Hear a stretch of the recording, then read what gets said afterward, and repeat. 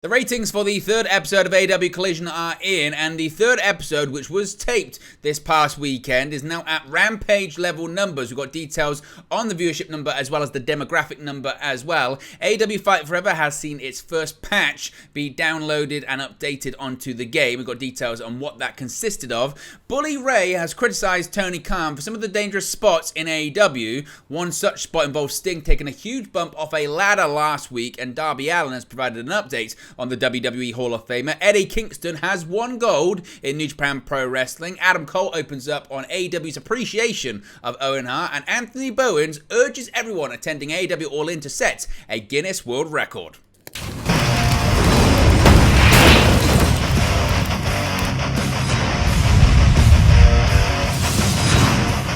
Hey guys, welcome back to Wrestling News 365. Hope everyone is doing very well. As always, there are plenty of news stories to get into in the world of All Elite Wrestling. We've got to start off talking about the ratings for AEW Collision, the third episode on TNT on Saturday nights. Of course, the first episode that wasn't a live show, it was taped on Thursday prior to the Saturday night airing last week. Of course, it also aired on the same night as Money in the Bank. Not head-to-head, because of course Money in the Bank was over here in the UK, so there was a bit of a gap still between them. It was in its normal time slot, still unopposed from a pro wrestling point of view. But the ratings have fallen to Rampage levels in just the third week.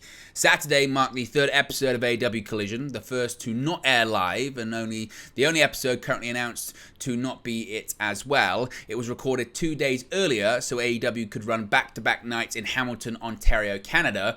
It was also the first episode not to include CM Punk in an in-ring match, as he did commentary on the Samoa Joe versus Roderick Strong main event instead. With that in mind, the question was, how was the show going to do in the ratings? Well, according to WrestleNomics on their Twitter and Patreon pages, the July 1st Collision averaged 452,000 viewers across its 2 hours, which is down 24% from the previous week. Approximately 172,000 of which were in the key demographic, most valued by advertisers adults aged 18 to 49, which is down 37% from the week prior to. The latter figure translates to a 0.13 rating in the 18 to 49. No ranking information is available publicly as of this recording to determine how Collision did relative to the other cable shows that aired on Saturday. Both the total audience and the 18 to 49 figures, though, were about the same as what AEW Rampage did the night before, also on TNT, but in a much less favourable time slot, of course, that being from 10 to 11.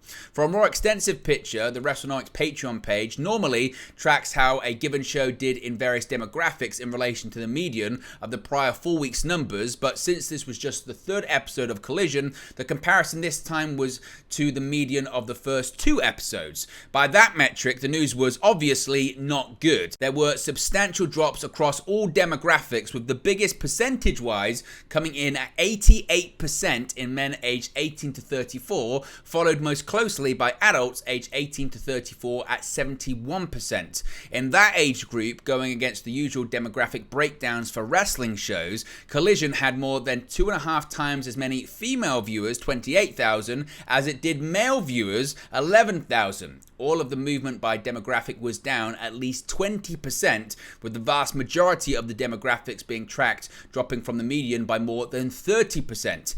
In more positive news, going by the quarter-hour ratings reported on the WrestleNomics Patreon page, the audience for Collision stayed fairly consistent throughout the show, with no large swings from quarter to quarter. All quarter-to-quarter gains and losses, both overall and in the key demo, were right at 10% or less, coming within Nielsen's stated margin of error for its TV rating. So what are your thoughts on this? Is this just a one-off because it was taped? Also, it was Money in the Bank weekend as well, and the event had happened just a few hours earlier in London, or is this a sign of things to come for AEW, and should they be worried considering as we head throughout into the summer, into the fall, certainly with strong competition from sports and other entertainment on Saturday nights? Is AEW Collision already in trouble, and should Tony Khan and AEW be worried about the future of the program? Let me know your thoughts, your analysis, your opinions and predictions for the program moving forward in the comment section below. Really interested to know what you guys think about that.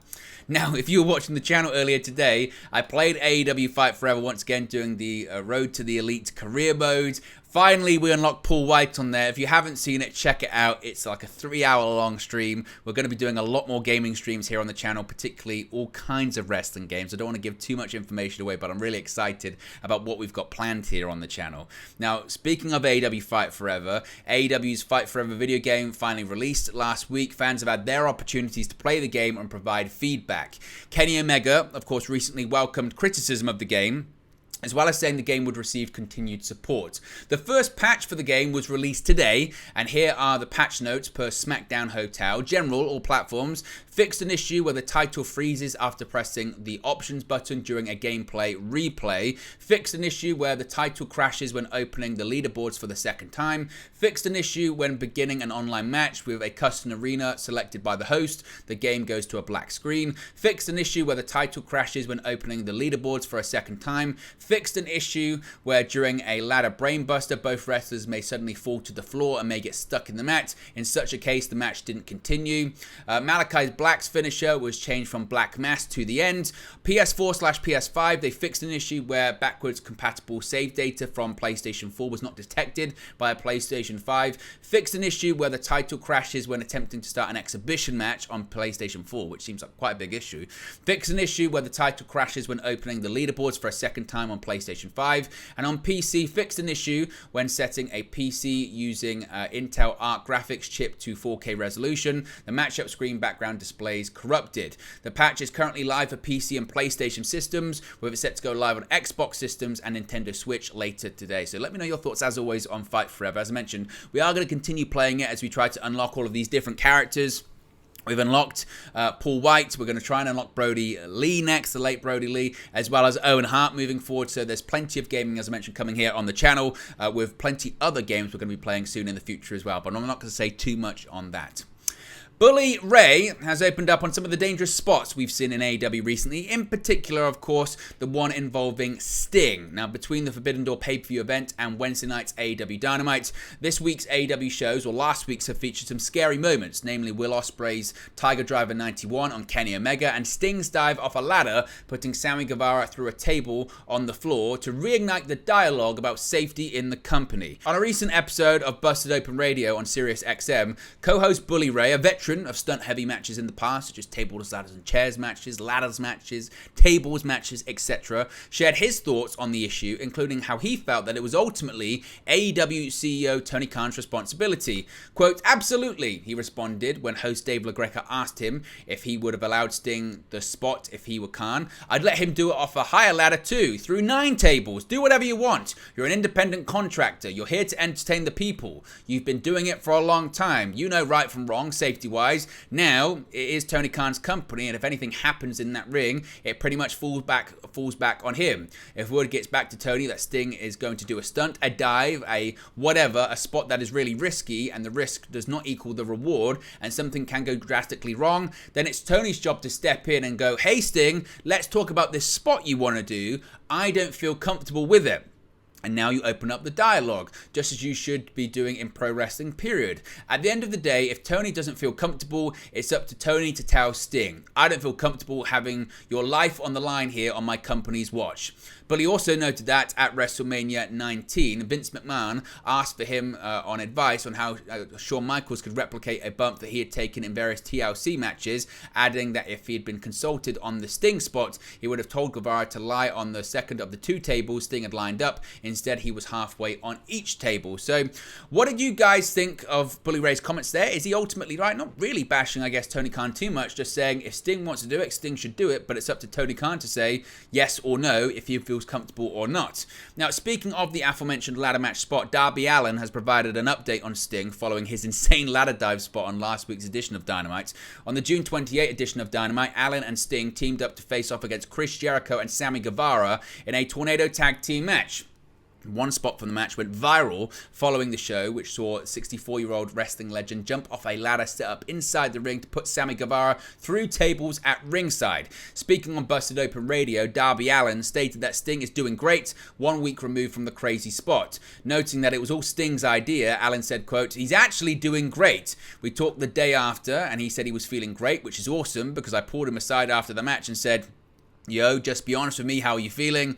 Not just your mouth, but your neck, every single thing about your body, because people forget he kind of retired in 2014, you know, when he took a buckle bomb. People kind of think that, you know, so for him to be going as hard, and trust me when I say this, it's none of my ideas, it's all him. He was just like, all right, there's a ladder here tonight, I'll jump off it. And a lot of people think it's me being the bad influence, but no, it's him. He's just got that hunger. He just wants to give the fans something, and he's feeling great, and I'm stoked. So according to Darby Allin, it's all Sting's idea, and as of right now, he's feeling great. The question becomes, how long can Sting get away get away with it for? And are you worried about Sting's health doing these kind of crazy spots? He's been doing them for several years now at AEW, but when is going to be enough? Let me know your thoughts and predictions about that in the comment section below. Let's talk about New Japan Pro Wrestling involving an AEW star. Eddie Kingston has struck gold in New Japan. New Japan Pro Wrestling Strong capped off their two-night Independence Day events in Tokyo on July 5th with a pair of shocking title changes. In the semi-main event of the evening, Eddie Kingston defeated Kenta to become the new New Japan Strong Openweight champion.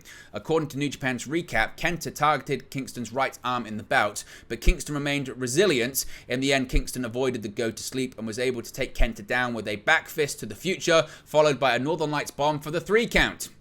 While Kingston has held several titles on the independent scene throughout his career, this marks his first championship win since 2019 when he held Glory Pro's Crown of Glory Championship. It also is his first New Japan title, as he was able to achieve a dream of winning gold at the historic Korakuen Hall. Kenta's second strong openweight title reign now ends at 45 days. He initially dethroned Fred Rosser in February, but briefly lost it to Hikuleo in the spring. Tom Lawler, the inaugural champion, still remains the longest reigning title holder since the title was introduced in 2021. Kingston, of course, is signed to AEW and has also performed for Ring of Honor and New Japan this year. He challenged Claudio Castagnoli for the Ring of Honor World Championship in the main event of Ring of Honor Supercard of Honor prior to undergoing hernia surgery. The 41-year-old recently returned to action to side with the Elite in their battles against the Blackpool Combat Club. It's worth noting that Kingston is undefeated in his New Japan matches in 2023 thus far. So congratulations to Eddie Kingston, who has won his first gold in New Japan. Adam Cole has spoken about Owen Hart and the Owen Hart Foundation tournament. The years of legal battles between Dr. Martha Hart and WWE over the use of the late Owen Hart's name and likeness meant that WWE fans and wrestling fans in general could not truly reminisce over the life and legacy of the King of Hearts. Even the wrestlers, many of whom grew up idolizing Hart, were unable to show him their appreciation, save for a few subtle references and callbacks. All that changed in September of 2021 when the Owen Hart Foundation announced a partnership with AEW with the sole purpose of honoring Hart's legacy. Through initiatives such as the ongoing Owen Hart Cup tournament, as well as a line of merchandise and Hart's long-awaited return to video games. The partnership has allowed AEW stars to detail Hart's everlasting influence on their careers and why it's important for them to pay homage to Hart at every possible opportunity. Adam Cole, the winner of the inaugural Owen Hart Cup, touched upon his adulation for Hart on a recent episode of AEW Unrestricted. Quote, "The appreciation and love the entire AEW roster and AEW family has for Owen and his family, Martha, as well, is very, very real," Cole said. "The love and appreciation of getting to, whether it be the Owen Hart tournament we did or Owen being showcased in Fight Forever, is just so important to us and to so many pro wrestling fans to continue to showcase his legacy and how important he's been to so many different people. So again, it's so cool that he gets to be in this game and be showcased the way he deserves to be." Meanwhile, AEW's Senior Vice President of Video Games, Nick Sobek, admitted it was a challenging task to try and capture the spirit of Owen Hart in AEW's first console video game, but his team and the rest of the AEW roster were ultimately satisfied with their efforts. In fact, Sobek revealed that his team understandably prioritized the Owen Hart character over every other AEW wrestler. Every character in this game was treated equally, but I would say there's a standard. Maybe Owen Hart got a little extra love, Sobek said, but that's okay because Dr. Hart and the team, everyone's a wrestling fan and an Owen Hart fan, and it was like a labor of love type of thing. Sobek would go on to detail Dr. Hart's involvement in the creation of the Fight Forever character. "It's been a pleasure to work with Dr. Martha Hart and how involved she's been in this game and how involved she's been in acclimatizing to the AEW family." In conclusion, Sobek described Hart's character as very well balanced and urged gamers to give Hart a look if they were trying to figure out their person. "It's worth a shot. I hope fans enjoy it." AEW Fight Forever, of course, officially hit video game consoles and PCs on June 29. We are going to be doing a stream in the future, by the way, where we play all of those 100 exhibition games to get the Owen HART character, so look out for that in the future.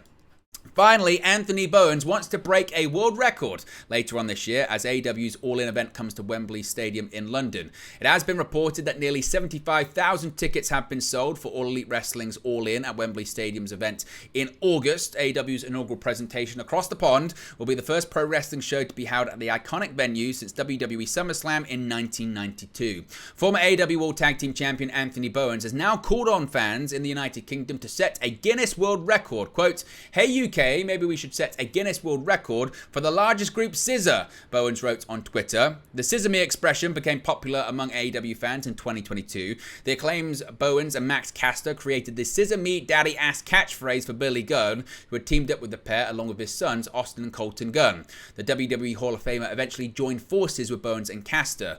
Bowens spoke about the evolution of the catchphrase last year. He said that AEW had told him and Caster to stop the scissoring gesture after initially doing it on an AEW Dark taping during the COVID-19 pandemic. However, Bowens admitted that he developed a rebellious attitude and the pair continued to do it. The 32-year-old said he eventually noticed it catching on and immediately took off when they began being associated with Gunn. So could they break a world record at AEW All-In later on this year? We'll have to wait and see. But there you go, guys. It's the latest AEW news for you. Be sure to smash a like on the like button. Be sure to subscribe bottom right-hand corner. As always, let me know your thoughts in the comment section below and I'll speak to you again very, very soon.